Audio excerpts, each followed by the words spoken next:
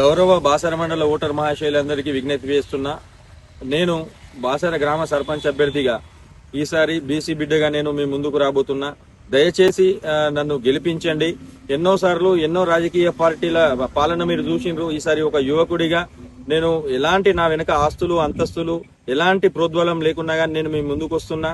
దయచేసి ఇన్ని రోజులు చూసిండ్రు. నా ఫస్ట్ ఎజెండా ఏంటంటే ఫస్ట్ బాసర బ్రిడ్జ్ మీద సుమారు ఒక 6 ఫీట్ల జాలీలు ఏర్పాటు చేస్తా. ఆ తర్వాత అక్కడ 24/7 గజయితగాళ్ళు ఉండేలా చేస్తా.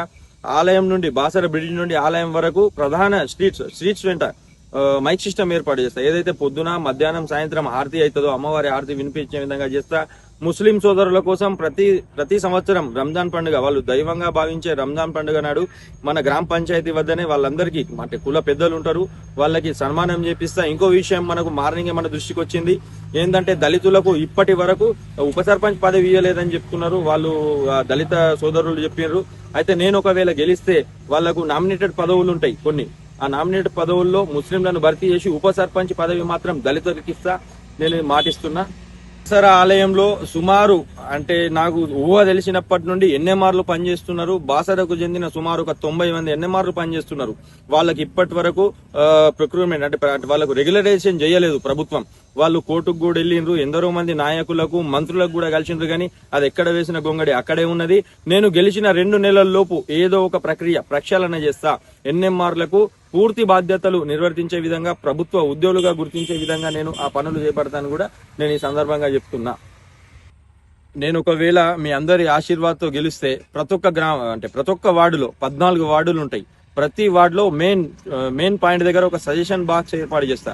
ఎవరికి ఎలాంటి ఇబ్బందులు ఉన్నా గానీ ఆ సజెషన్ బాక్స్ లో మీరు వేస్తే వారం రోజుల లోపల సమస్య పూర్తయ్యే విధంగా చూస్తా. ఇంకొక విషయం ఏంటంటే బాసర త్రిబుల్-ఐటీలో కొన్ని వేల కోట్ల విలువైన భూములు కోల్పోయిన బాసర వాసులు ఉన్నారు. వాళ్ళకి ఉద్యోగం లేదు. డిగ్రీ పీజీలు పూర్తి చేసి వాళ్ళ రోడ్ల మీద తిరుగుతున్నారు. నాలాంటి ఇప్పుడు నేను కూడా డిగ్రీ చేసిన, నేను రోడ్ల మీద తిరుగుతున్నా. నాకు ఒక ఆశయం ఉన్నది. ఎవరు కూడా అంటే చదువుకున్న విద్యార్థులు ఎవరు కూడా రోడ్ల మీద తిరగొద్దు. ఏదో ఒక పని చేసి వాళ్ళు కుటుంబాన్ని గడపాలని చెప్పి నాది ఒక ఆశయం ఉన్నది. ఆ విషయాన్ని కూడా నేను ప్రస్తావిస్తా. కనీసం నేను గెలిచిన 1 ఇయర్ లోపల ఈ పనులన్నీ పూర్తి చేస్తా అని మీకు స్పష్టమైన హామీ ఇస్తున్నా. ఇంకొక విషయం కూడా చెప్తున్నా. నాకు ఉన్న ఆస్తులు మీకు అందరికీ తెలుసు.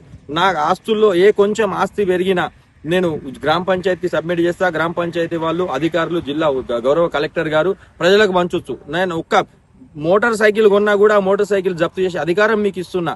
నా బాసర ప్రజలకు ఇస్తున్నా. దయచేసి నన్ను గమనించండి, నన్ను ఆశీర్వదించండి అని నేను సవినయంగా కోరుతున్నా.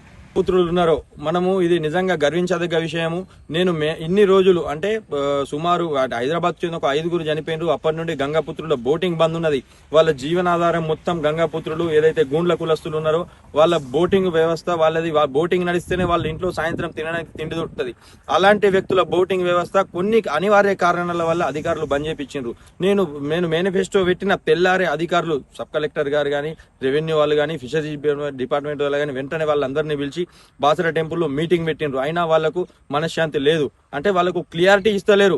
1 మంత్ లోపట బోటింగ్ వ్యవస్థ మళ్ళీ పునరుద్ధరించి వాళ్ళకు కొన్ని చెప్తాం. అంటే లైఫ్ జాకెట్స్ వేసుకోవాలను 5గురికే 10గురికో అలా చెప్పి వాళ్ళని మళ్ళీ యథావిధంగా పునరుద్ధరిస్తాయని చెప్పి కూడా ఈ సందర్భంగా చెప్తున్నా. మరొక విషయం ఏంటంటే వీడీసీ ఆధ్వర్యంలో ఏదైతే మన బాసర గ్రామాభివృద్ధి కమిటీ ఉన్నదో వీడీసీ ఆధ్వర్యంలో ప్రభుత్వ పాఠశాలలో ఓపెన్ జిమ్ అంటే యువకులకు జిమ్ మానసికంగా గానీ శారీరకంగా గానీ దృఢంగా ఉండాలని చెప్పేసి open gym GP plus VDC ఇద్దరు ఆధ్వర్యంలో సమన్వయంతో ఓపెన్ జిమ్ కూడా ఏర్పాటు చేస్తానని చెప్పి ఈ సందర్భంగా నేను చెప్తున్నా.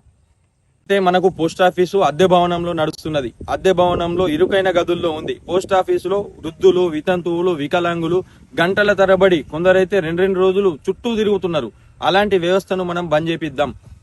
ప్రతి ఇంటికి వెళ్లి పెన్షన్ ఇచ్చే విధంగా నేను ఏర్పాటు చేస్తా. ప్రతి ఇంటికి వెళ్లి పెన్షన్ ఇప్పించే రకంగా నేను చూస్తా. సంత ఏదైతే బుధవారం వారసంత జరుగుతుందో అక్కడ రోడ్డు పైనే వారసంత నిర్వహిస్తున్నారు. గత నాయకులు అంటే నేను పేర్లు చెప్పాను. గత నాయకులు కొన్ని వేల రూపాయలు ఖర్చు చేసిండ్రు, మొరం వేసిండ్రు. లైటింగ్ వ్యవస్థ కూడా ఏర్పాటు చేసిండ్రు. ఏదైతే బస్టాండ్ ముందరనే ఉన్నదో లైటింగ్ వ్యవస్థ ఏర్పాటు చేసి బిల్లులు లేపుకున్నారు. కానీ అది మొత్తం పడిదైపోయింది. అదేం సెట్ కాలేదు. ఇప్పుడు రోడ్డు పైనే నడుస్తుంది. బస్సులు పోతున్నాయి. చిన్న పిల్లలు, మహిళలు, వృద్ధులు అందరూ ఆ అంగడికి పోతారు.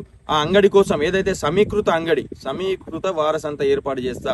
చికెన్ మటన్ షాపులు కానీ ఒక సైడు, ఈ కూరగాయల షాపులు ఒక సైడు, ఆ రకంగా నేను చేస్తా అని చెప్పి ఈ సందర్భంగా నా బాసర ఓటర్ మహాశయులకు హామీ ఇస్తున్నా. దయచేసి నేను చెప్పిన హామీలన్నీ నెరవేరుస్తా. దయచేసి నాకు ఓటేసి మనస్ఫూర్తిగా గెలిపించాలని చెప్పి నేను అందరికీ సవినయంగా కోరుతున్నా. Thank you.